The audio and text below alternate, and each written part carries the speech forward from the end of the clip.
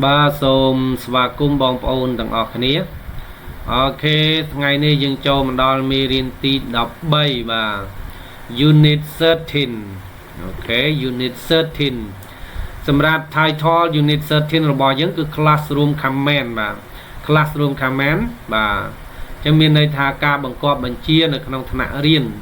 អូខេ command នេះគឺការបង្គាប់បញ្ជាការបញ្ជាបាទចឹង classroom command ហ្នឹងគឺការបង្គាប់បញ្ជាឬក៏ការបញ្ជានៅក្នុងថ្នាក់រៀនបាទលោកគ្រូអ្នកគ្រូឲ្យធ្វើអីត្រូវធ្វើតាមអូខេសម្រាប់ការសិក្សានៅក្នុង classroom command ហ្នឹងយើងមានពាក្យច្រើនបាទដូចជាអី stand up please បាទសូមក្រោកឈរឡើងបាទចឹងលោកគ្រូអ្នកគ្រូគាត់ប្រាប់សិស្សានុសិស្សទាំងអស់គ្នាថា stand up please អូខេ stand up please បាទសូមក្រោកឈរឡើងបាទហើយគាត់ឲ្យអង្គុយចុះអញ្ចឹងអូខេ number 2 នេះ sit down please បាទ sit down please បាទសូមអង្គុយចុះបាទចឹងគាត់ប្រាប់សិស្សានុសិស្សណានឹងសុទ្ធតែជា classroom command គឺការបញ្ជានៅក្នុងថ្នាក់រៀនបាទ number 3 look at your book please look at your book please បាទសូមមើលសៀវភៅរបស់អ្នកអូខេ point to the dog please point to the dog please បាទសូមចង្អុលទៅបាទទៅសត្វសំណក់បាទទៅសំណក់អូខេដងសំណក់បាទអូខេយើងចូលមកដល់ number 5 hold up your book please hold up your book please បាទសូមលើកសៀវភៅ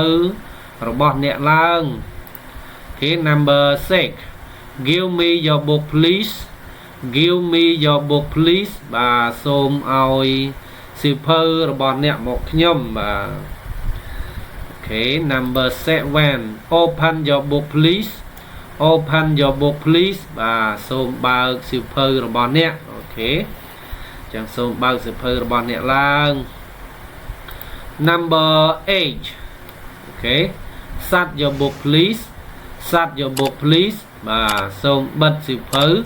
របស់អ្នកអូខេ number 9 give me your pencil please give me your pencil please សូមឲ្យខ្មៅដៃរបស់អ្នកមកខ្ញុំបាទសូមឲ្យខ្មៅដៃរបស់អ្នកមកខ្ញុំ number 10 hold up your eraser please hold up your eraser please បាទសូមលើកជាប់លុបរបស់អ្នកឡើងបាទឲ្យកូនសិស្សណាលើកជាប់លុបឡើង number 11 shut the window please shut the window please បាទសូមបិទបង្អួចអូខេ shut នេះគឺបិទបាទសូមបិទបង្អួចមិនភ្លៀងមិនអីខ្យល់ខ្លាំងអីចឹងណាអូខេ number 12 point to the board please point to the board please បាទសូមចង្អុលទៅក្តារខៀនបាទសូមចង្អុលទៅក្តារខៀនមើល number 13 read the lesson please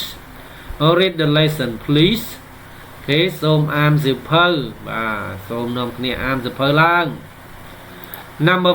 14 look at the whiteboard please look at the whiteboard please បាទសូមមើលទៅក្តារខៀនបាទកុំមាត់ឡូឡាសូមមើលទៅក្តារខៀន look at the whiteboard please បាទសូមមើលក្តារខៀន number 15 point to the letter please point to the letter please បាទសូមចង្អុលទៅកាន់អក្សរបាទសូមចង្អុលទៅកាន់អក្សរ letter នេះគឺអក្សរ number 16 close the door please close the door please បាទសូមបិទទ្វារឡើងបាទសូមបិទទ្វារខ្យល់ខ្លាំងមេឃភ្លៀងហើយសូមបិទទ្វារអូខេ number 17 shut up your mouth please shut up your mouth please បាទសូមបិទមាត់របស់អ្នកបាទសិស្សណានិយាយច្រើនពេកខ្លងបរៀនកើតអញ្ចឹង shut up your mouth please បាទសូមបិទមាត់របស់អ្នកមើលរត់ស្ដាប់អីមិនបានសោះអូខេ number 18 hold up your pen please hold up your pen please បាទសូមលើកប៊ិចរបស់អ្នកឡើងបាទចឹងកូនសិស្សណាអត់មានប៊ិចឲ្យលើកប៊ិចទាំងអស់គ្នាមើលកូនសិស្សណាអត់មានប៊ិច